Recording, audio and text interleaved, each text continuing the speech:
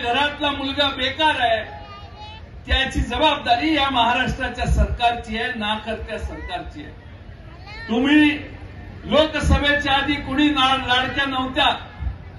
लोकसभेच्या आधी महाराष्ट्रात किती बहिणींना त्रास झाला हे मी वेगळं सांगायची गरज नाही, पण तुम्ही लोकसभेची चपराक मारली आणि सगळे ठिकाणावर आले आणि सगळं आता लाडकं व्हायला लागलं। हे पुतना मावशीचं प्रेम आहे, सावत्र भावाचं प्रेम आहे। सावत्र भाऊ फक्त 3 महिन्यासाठी तुम्हाला मदत करतोय। अनिल बाबूंनी सांगितलं त्याप्रमाणे मी तुम्हाला महाराष्ट्राच्या उद्याच्या सरकारच्या वतीनं विश्वास देतो की आपण महाविकास आघाडीला ताकद द्या।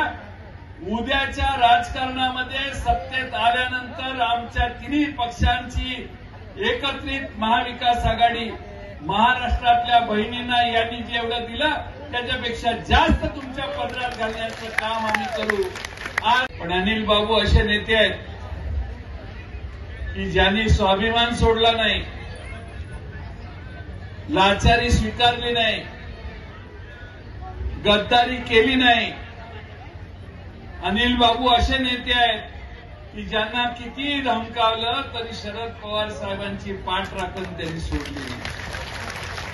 भाऊ असावा तर असा असावा, भाऊ असावा तर असा असावा ज्याला प्रचंड संकट आलं तरी बहिणीला पाहिजे त्यावेळी मदतीला धावून येणारा भाऊ असावा।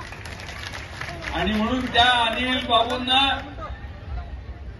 मगाशी ऐकलं तुम्ही, जीवनात जगण्यासाठी जे जे लागतं ते सगळं आता आपल्यापासून अंतरावर गेलंय, महाग झालंय।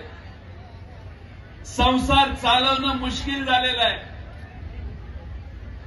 पूर्वी ज्या वस्तू 60 आणि 70 रुपयाला मिळायच्या त्या वस्तू 100 रुपयाला गेल्या। काही दिवसांनी अनेक लोक तुमच्याकडे येतील, रंगीबेरंगी कपडे घालून येतील। प्रश्न तुमच्या मनातील, अरे काय काय काय चाललंय? आमचं हे असं साधं आहे।